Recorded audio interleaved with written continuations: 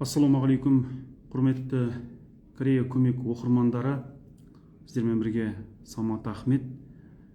Бүгінгі біздің тікелей эфирімізде алдында сіздерге историяда ақпарат бергендей, оңтүстік Кореяның Хвасон қаласында өмірден өткен 4 отандасымыз туралы ақпарат беріп өтеміз. Оңтүстік Кореяның Хвасон қаласында жол көлік апаты салдарынан 4 адам қайтыс болды. Олардың барлығы да қазақстандықтар. Қатты келген көлік жол бойында тұрған жүк көлігінің артына кіріп кеткен және бірден өрт шығып, көлік ішінде 4 адамның өлі денесі табылады. Апат болған жер оңтүстік Кореяның Хвасон қаласы 27 күні түнгі сағат 12-ден 58 минут өткен кезде тіркелген. Бұлар батыс экспресс жолындағы 264-ші шақырымында келе жатқан жерде үлкен жол бойында оқиға орын алған. Бұл жерде көліктің ішінде көлікті басқарған біздің қазақстандық азамат болған. Оқиға орнына жедел жәрдем, құтқару қызметі, өрт сөндірушілер барлығы жетіп, 20 минуттың ішінде көлікті толығымен өрттен сөндірген. Қазіргі таңда осы оқиға бойынша арнайы тергеп тексеру жұмыстары жүргізіліп, арнайы тергеу полиция қызметкерлері тексеру жұмыстарын жүргізіп жатыр. Жалпы өрт неден шықты, қалай болды, оқиға және бейне бақылау камераларда барлығы тексеріліп қаралып жатыр. Жалпы қайтыс болған отандастарымыз туралы ашық түрде ақпарат беруге бізге рұқсат жоқ. Себебі олардың жақындары, туған туысқандары ресми түрде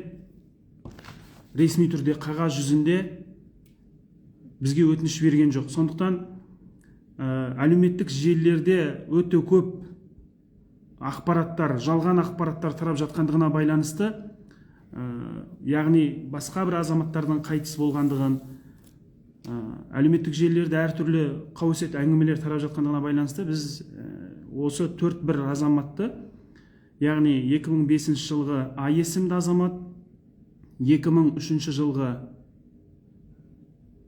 Е есімді азамат, 2004 жылғы Д есімді азамат, 2003 жылғы Т есімді азаматтардың жол көлік апаты салдарынан өмірден өткендігін ресми түрде елшіліктің берген ақпаратымен растаймыз. Құрметті отандастар, құрметті оқырмандар, осы 4 адамның қазасына байланысты Корея үкіметінің WhatsApp желілеріне өте көп хабарламалар келіп жатыр. Не үшін мемлекет тарапынан бұл азаматтарға көмек көрсетілмейді деген сұрақтар өте көп қойылған. Құрметті қазақстандықтар, құрметті оңтүстік Корея елінде жүрген отандастар, екі мемлекеттің ортасындағы келісім шарт, екі мемлекеттің ортасындағы құжаттарға байланысты заңсыз мигранттарға мемлекет тарапынан ешқандай қолдау қарастырылған емес.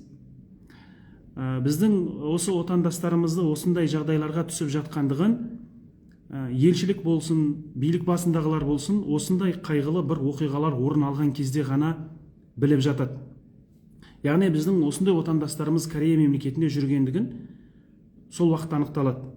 Біз әлеуметтік желілерде 2019 жылы ақпарат бердік. Заңсыз мигрант болсаңыздар да елшілікке электронный почта арқылы тіркелулеріңізді, төтенше жағдай кезінде сіздермен байланыс орнату оңай болатындығы туралы бірнеше рет ақпараттарды бердік. Алайда отандастарымыз кәріс жеріне келеді және артынша заңсыз мигрант болып қалып кетеді, елшілікке келуге қорқады, бізді депортация жасайды деп. Елшілік сіздерді депортация жасамайды. елшілік керісінше сіздерге құжат жағынан барлық жағдайда көмек қолын созуға, Пусан қаласындағы елшілік болсын, Сеул қаласындағы елшілік болсын, әрқашанда көмек қолын созады. Ол жағынан ешқандай уайымдамасаңыздар болады.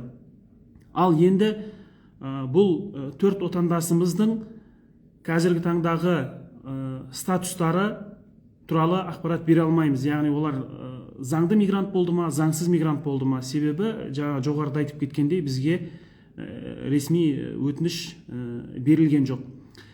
Айтатыным, қазіргі таңда Сеул қаласындағы, бұл Хвасон қаласында болғандығына байланысты Сеулдегі Қазақстанның елшілік өкілдері, консул оқиға орнында болды, жалпы мәйітханада болды, қайтыс болған марқұмдарды барлық жағдайымен танысып, толық ақпарат және алынды, және қазіргі таңда марқұмдардың туған туысқандарымен консулдық тікелей байланыста.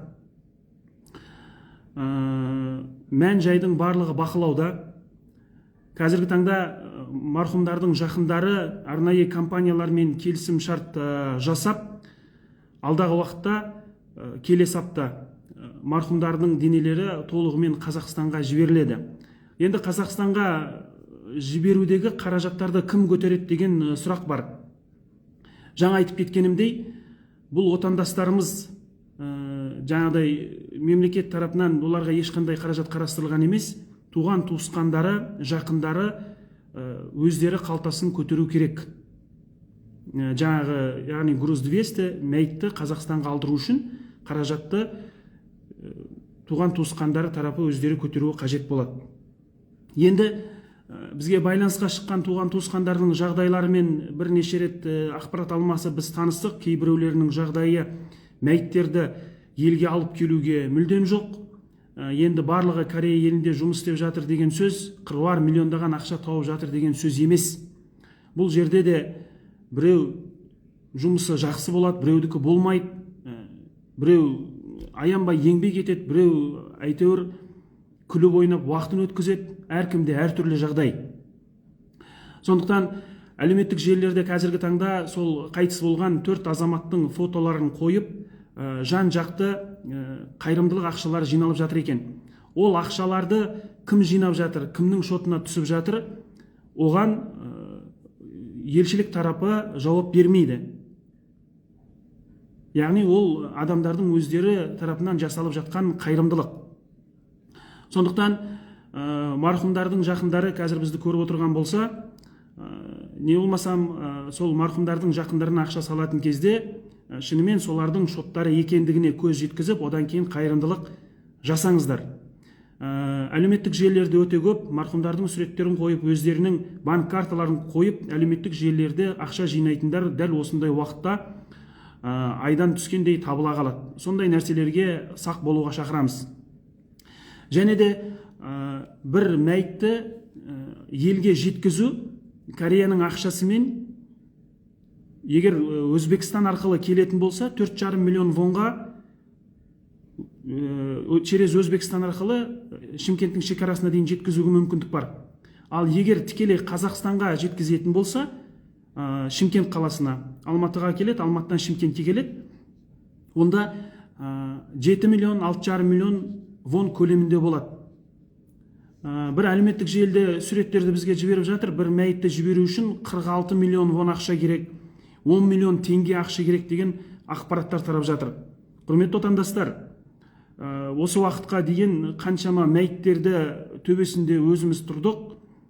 46 миллион бір мәйіт үшін деген ол жалған ақпарат.